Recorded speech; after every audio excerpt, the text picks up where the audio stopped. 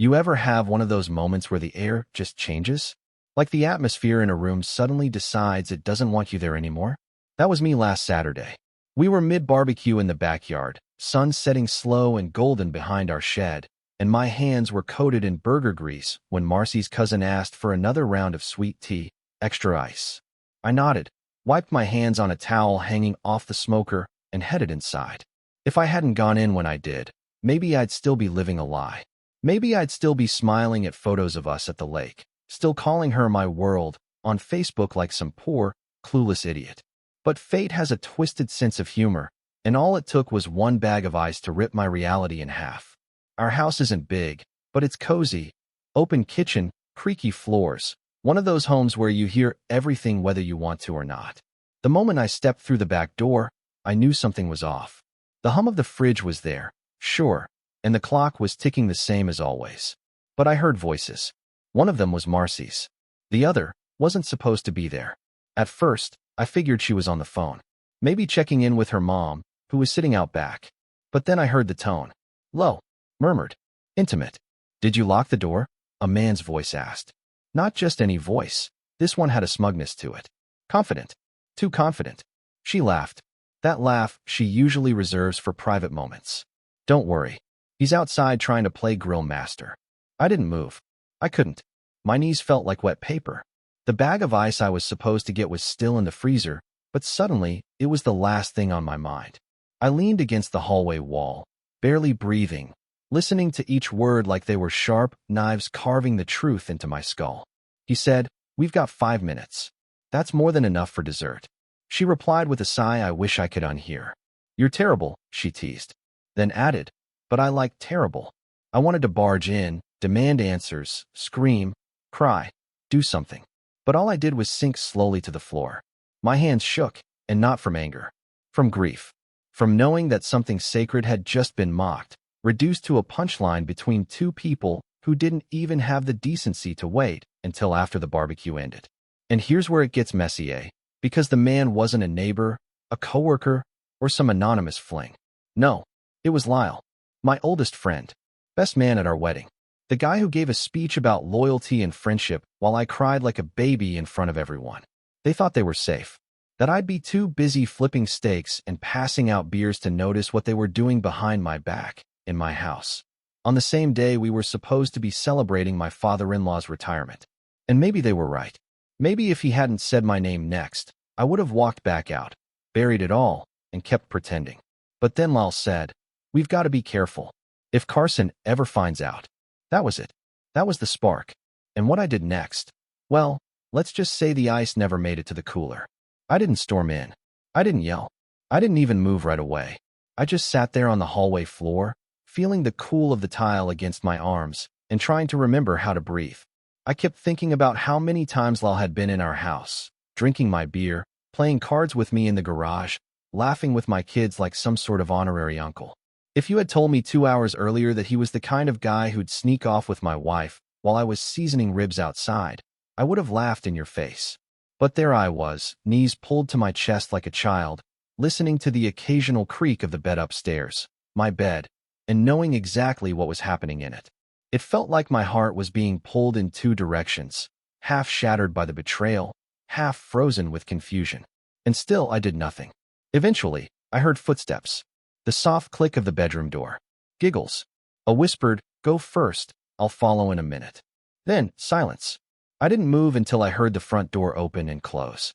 Lyle was gone. That's when I stood up. Not quickly, not dramatically. I didn't feel like a man full of rage. I felt like a man trying to walk across a frozen lake. Every step slow, uncertain, dangerous. I walked into the kitchen and grabbed that stupid bag of ice. My hands were shaking so badly, I dropped it on the counter. The sound startled me. A piece of it shattered across the floor, and for a second, I just stared at it like it was some kind of metaphor for my life. Marcy came down the stairs 5 seconds later. Hair slightly messy. Smile perfectly rehearsed. "There you are," she said. "I thought you got kidnapped." I turned and looked at her. Really looked at her. Same sundress she wore last summer to our anniversary dinner. Same eyes I used to think I could trust. But now, they didn't meet mine. I couldn't find the scoop. I lied. My voice came out calm, too calm. I sounded like someone else. She didn't even blink. She walked up, kissed my cheek, and grabbed a handful of ice for the tea pitcher like nothing had happened. Like she hadn't just stabbed me in the gut with the person I once called my brother. Backyard laughter floated in through the open window. Kids shouting, grill sizzling. And me? I was stuck in a moment that was changing my life second by second. I followed her outside, sat beside her, served her father another plate, said nothing, did nothing, because I needed time, not just to process, but to plan. And as I looked across the yard and saw Lyle talking to my brother near the fire pit, smiling like he hadn't just ripped my world apart, I realized something terrifying. This wasn't the first time. There was a rhythm to their behavior, a pattern, a comfort in their timing, their glances, the way she casually adjusted her hair when she thought no one noticed. I hadn't caught them slipping up. I had interrupted a routine. And that's when the numbness started to fade. I wasn't going to scream at the table. I wasn't going to throw punches. No, I was going to make this clean, quiet, but unforgettable. Because if they thought I was going to keep playing the fool, they were about to learn exactly who I become when the fire goes out. I spent the rest of that evening playing my part like a man possessed. Every smile I gave was calculated, every sentence rehearsed inside my head before it left my mouth. I laughed at her uncle's stories, handed out beers, refilled lemonade for the kids. I was the perfect host, the loving husband, the guy nobody would suspect of knowing the truth. But inside, something was beginning to harden. I wasn't just hurt anymore. I was cold, deliberate. It was like watching a storm form from a distance. You feel the pressure drop. The air shifts. You know something is coming, and there's no stopping it.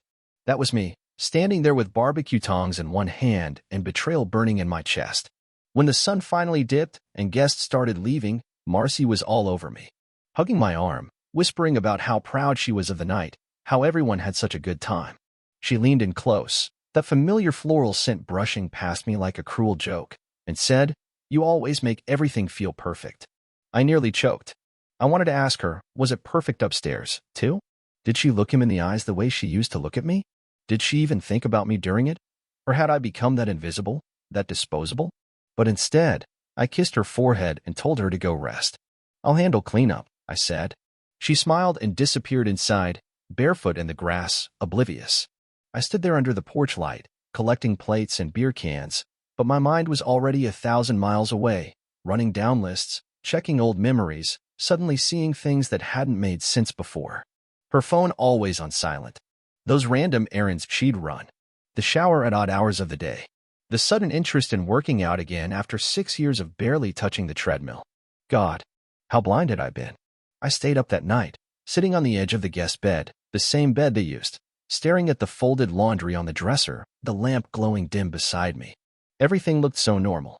But I knew now that nothing about my life had been normal for a long time. The next morning, I started small. I began tracking her phone with software she didn't know I had installed years ago when she lost it during a weekend trip. It still worked. I watched where she went.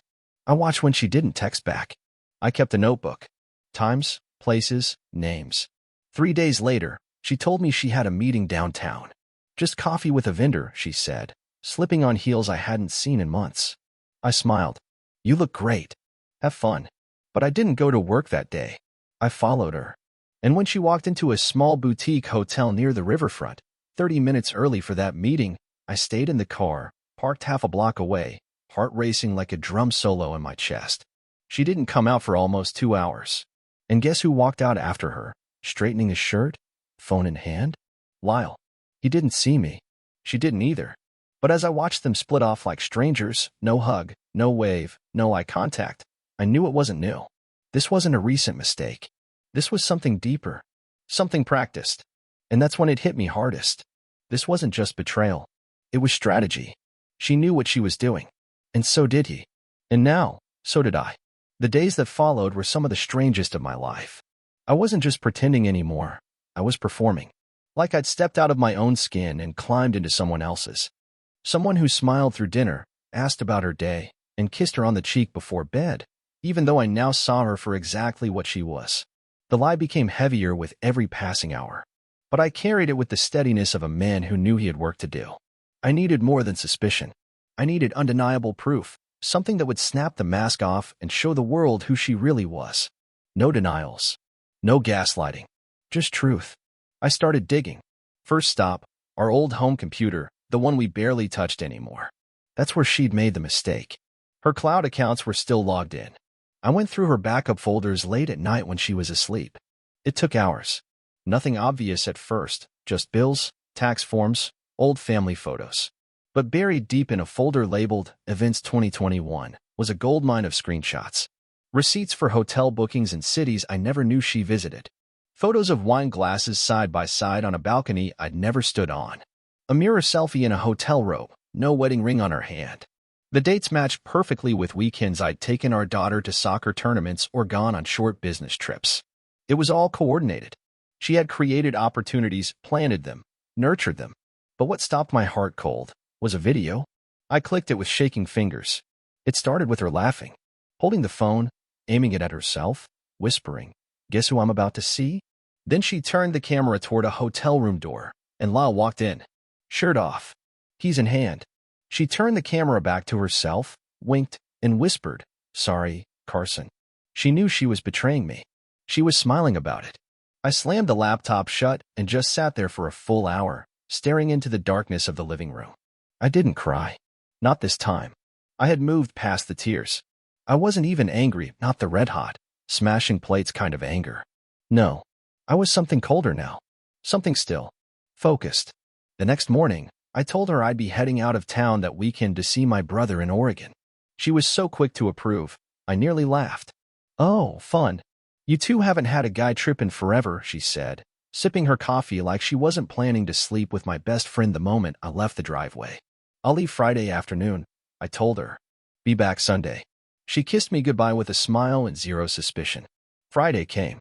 I packed a small bag, got in my car, and drove away. But I didn't go far. I parked 2 blocks down, waited, and at 6:47 p.m., I saw his car pull into my driveway like he owned the place. He waited in the car for a minute before getting out, probably texting her. When the porch light flashed once, he walked up like he'd done it a dozen times before. I filmed the whole thing from across the street. Him entering, the porch light going off. Then, silence. But I didn't knock. Not yet.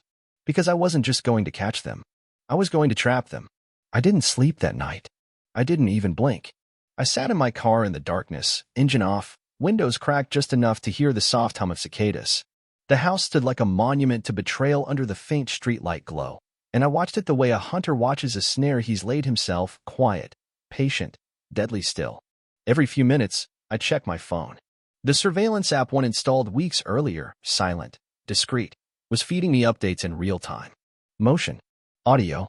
I had hidden a device behind the vent in the hallway, near our bedroom, and what it caught was enough to make my skin crawl. They weren't being shy anymore. They weren't whispering. They were laughing, teasing. The kind of easy intimacy that only comes from doing something wrong so many times it no longer feels wrong. At one point, she even asked him, "Do you think he suspects anything yet?" Lyle replied, "Carson? That guy still thinks we're fantasy football buddies. He's not exactly Sherlock Holmes." She giggled and called me sweet but slow. Said she sometimes felt bad. Sometimes. That one word, sometimes, hit harder than all the rest. Not because it meant she had a conscience, but because it proved she knew. She understood the weight of what she was doing and still made the choice again and again. I sat there for hours, fingers clenching the steering wheel, forcing myself not to march up and kick the door in. But this had to be bigger than that. I didn't just want to catch them. I wanted it to cost them. So the next day, I went home like nothing had happened. I kissed her on the forehead and told her the trip was exactly what I needed. She smiled and asked me to help her unpack the groceries. She had no idea that I'd seen everything, heard everything. Over the next week, I did what most men don't. I didn't rage. I didn't threaten. I prepared. Quietly. Methodically. I made backup copies of every file, screenshot, and video.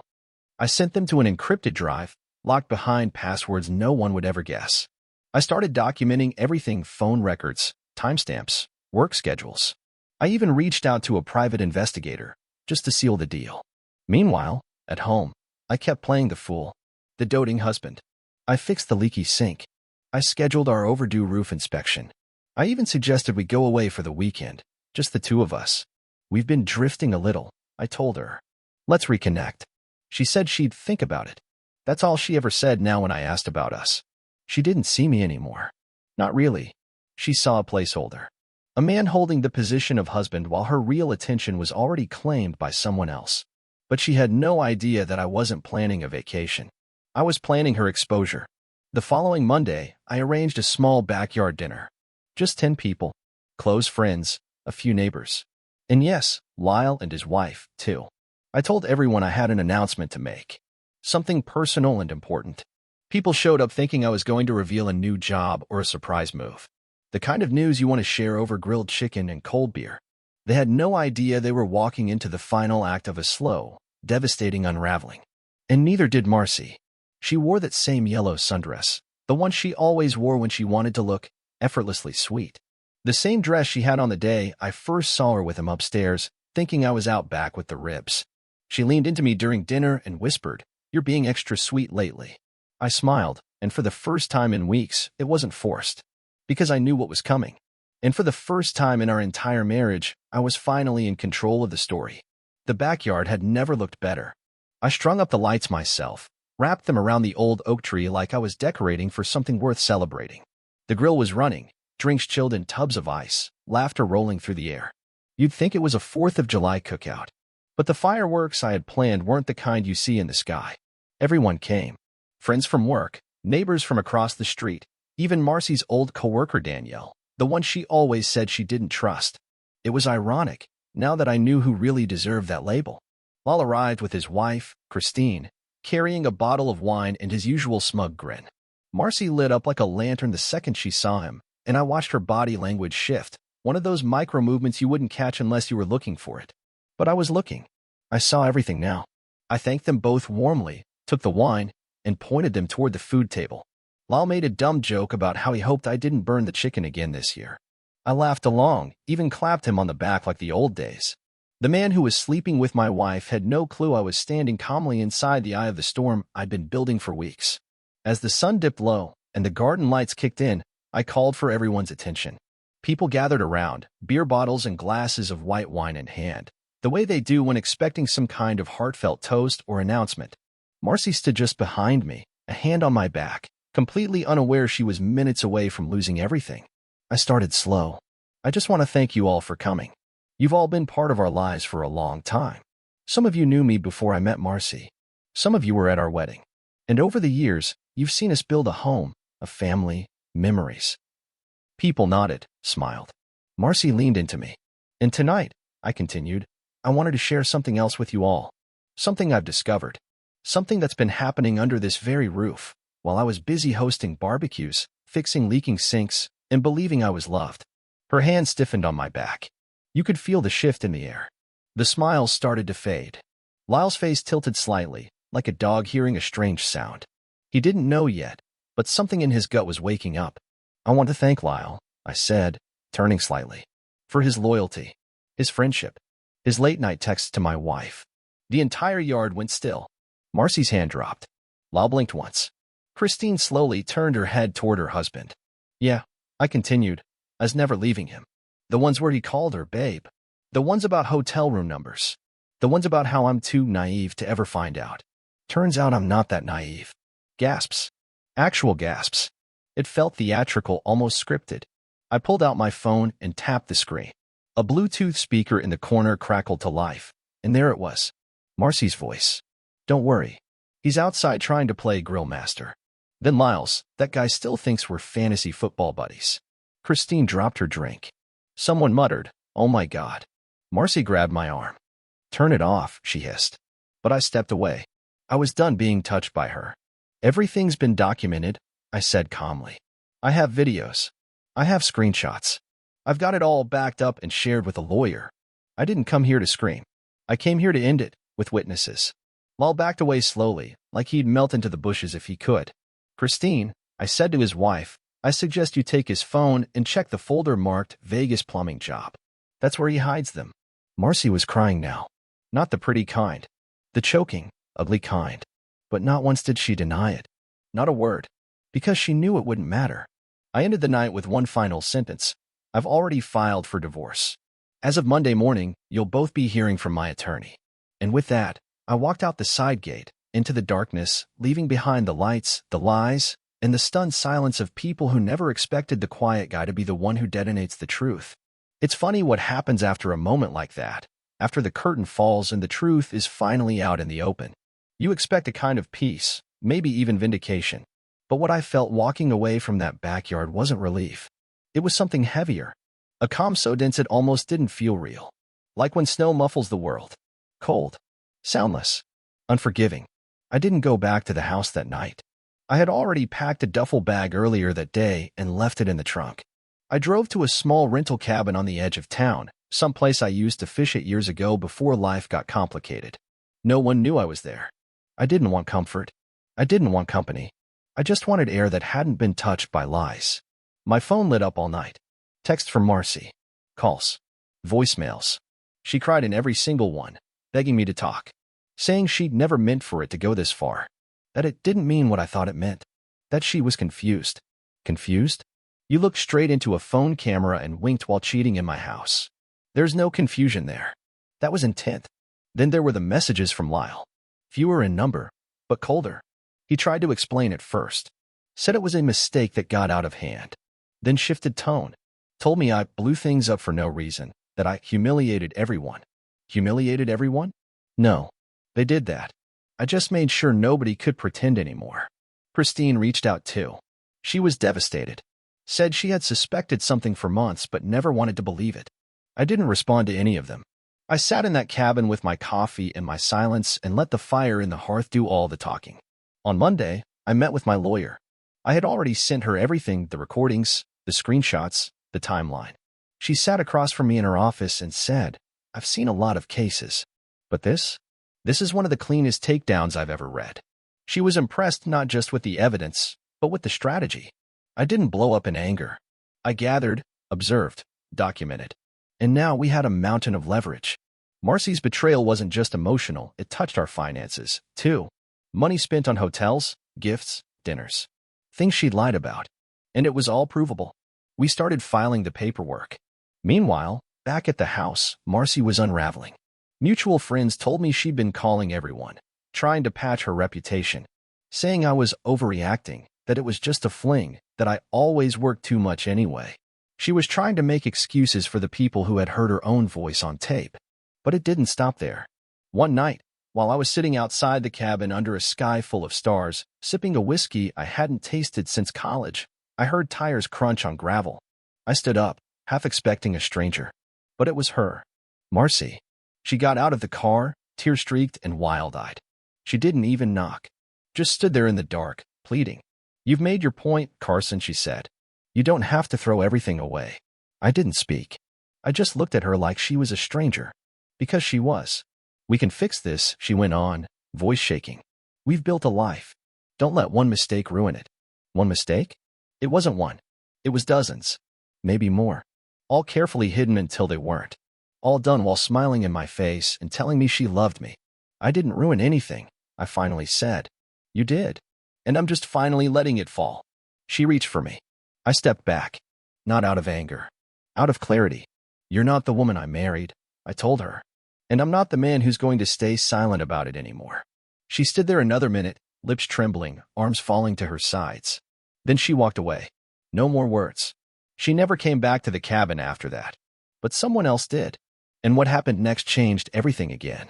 A week passed after that night at the cabin, and I didn't hear from Marcy again. No texts. No calls. Just silence. It wasn't the same kind of silence I'd known before. The one filled with tension, suspicion, unanswered questions. This was a clean silence. A peaceful one.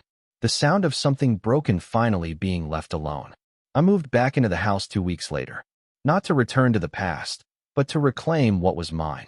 I cleared out the master bedroom, boxed up everything that didn't belong in my future, and had it sent to a storage unit with her name on it. No confrontation. No bitterness. Just quiet closure. The neighbors didn't ask questions. Most of them had been at the backyard dinner. A few offered sympathy. One man down the street, who I barely knew, just nodded at me one day and said, "Took guts." And then there was Christine. Lyle's wife filed for divorce not long after mine was in motion. We hadn't spoken since the reveal, not directly. But one afternoon, I got a knock at the door. There she was, tired, but standing tall. I wanted to thank you, she said. Not just for telling the truth, but for not hiding from it. We talked for hours that day. Not romantically, not emotionally charged.